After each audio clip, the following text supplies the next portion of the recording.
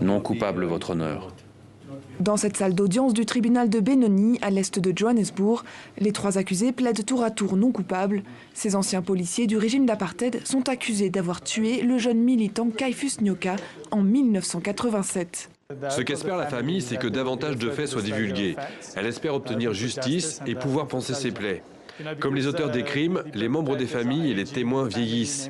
Il est nécessaire d'agir rapidement sur ces affaires pour garantir qu'elles puissent faire l'objet d'une enquête et de poursuites et que la justice puisse être rendue.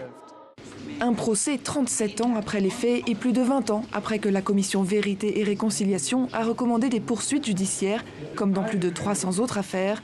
Des affaires délaissées pendant des années par la justice sud-africaine. Pour cette ONG qui soutient des familles de victimes, c'était une volonté politique. Nous pensons qu'il y a eu une décision politique de ne pas engager ces poursuites. L'une des raisons spéculées possibles est qu'ils avaient conclu un accord avec l'ancien gouvernement d'apartheid garantissant qu'il n'y aurait pas de poursuites.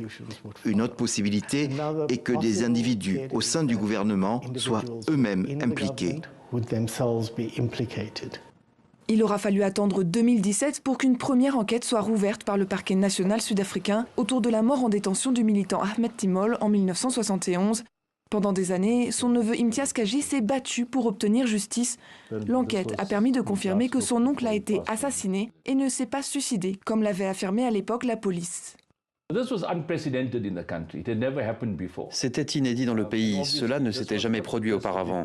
Et évidemment, ça n'a pas seulement été une victoire pour la famille Timol, mais pour toutes les victimes à travers le pays qui, enfin, ont eu une lueur d'espoir que leurs affaires soient rouvertes. Avec qui pouvons-nous nous réconcilier lorsque les auteurs ne sont pas tenus responsables de leurs crimes ? Un combat pour restaurer et honorer la mémoire de tous ceux qui se sont sacrifiés pour la démocratie.